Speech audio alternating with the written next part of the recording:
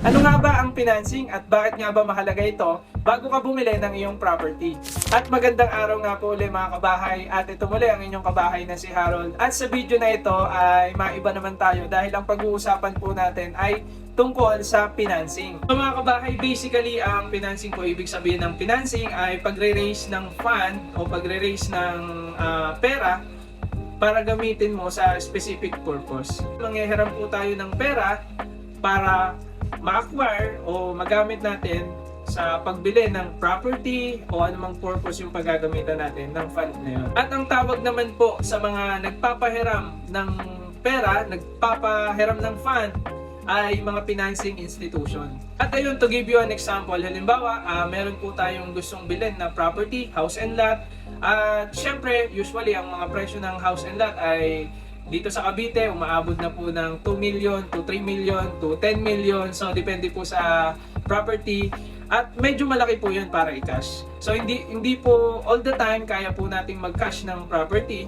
Kaya, ang gagawin po natin, lalapit tayo sa mga financing institution para pahiramin po nila tayo ng fund para bayaran nila yung property na gusto nating bilhin. At tayo, ngayon, tayo yung magbabayad nung pinahiram sa atin na fund doon sa financing institution.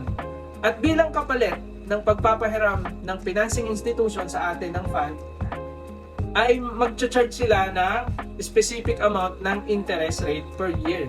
So basically, ang interest po, ang ibig sabihin po nun, ito po yung tubo.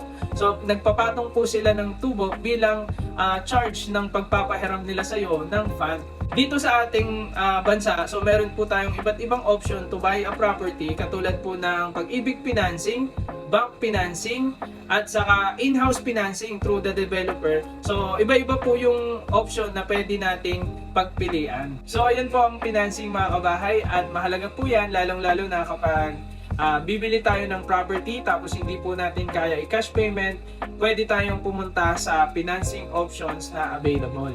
At para malaman nyo naman po yung mga tungkol sa bank financing, Pag-ibig financing, in-house financing, ay follow nyo kami sa aming page sa Pinoy Kabahay. Para sa mga susunod na video ay may cover po namin yon para sa inyo. Salamat po mga kabahay, and God bless!